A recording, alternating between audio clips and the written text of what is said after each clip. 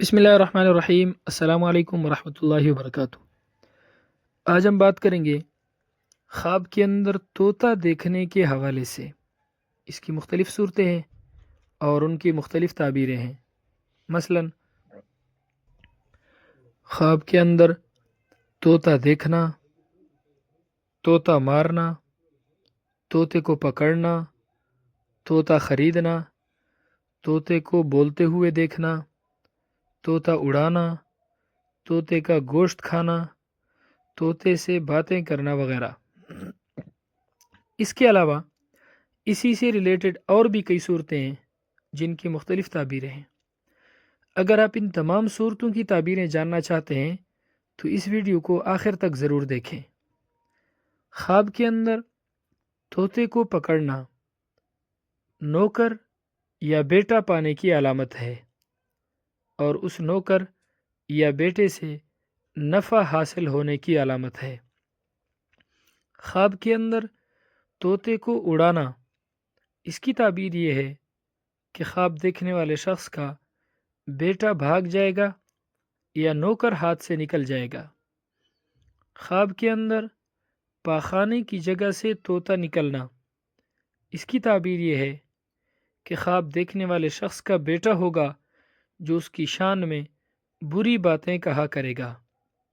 خواب کے اندر طوطے کو دیکھنا، اس کی تعبیر یہ ہے کہ خواب دیکھنے والے شخص کو بیٹا یا نوکر ملے گا یا خواب دیکھنے والا شخص مال حرام پائے گا۔ خواب کے اندر طوطے کو مارنا، اس کی تعبیر یہ ہے خواب دیکھنے والا شخص کسی کنواری لڑکی سے نکاح کرے گا۔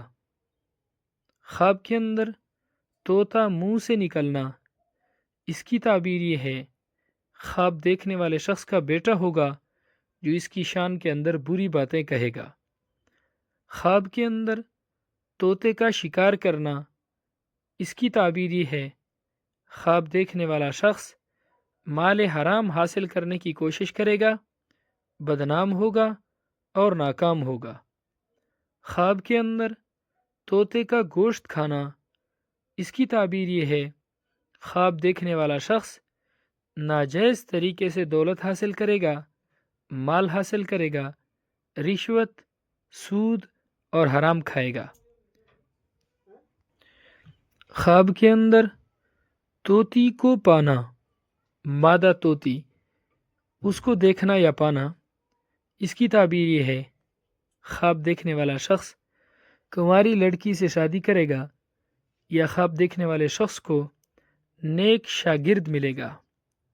خواب کے اندر طوطے یا طوطی سے باتیں کرنا، مادہ یا نر ہو، ان میں سے کوئی ایک ہو، اس سے باتیں کرنا، اس کی تعبیر یہ ہے خواب دیکھنے والا شخص کسی لڑکی سے دوستی کرے گا مگر وہ بے وفا نکلے گی۔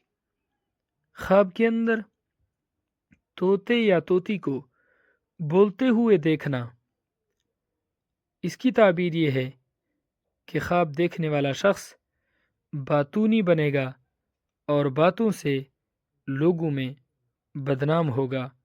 اللہ رب العزت ہمارے خوابوں کو ہمارے لیے باعث خیر و برکت بنائے۔ السلام علیکم ورحمۃ اللہ وبرکاتہ۔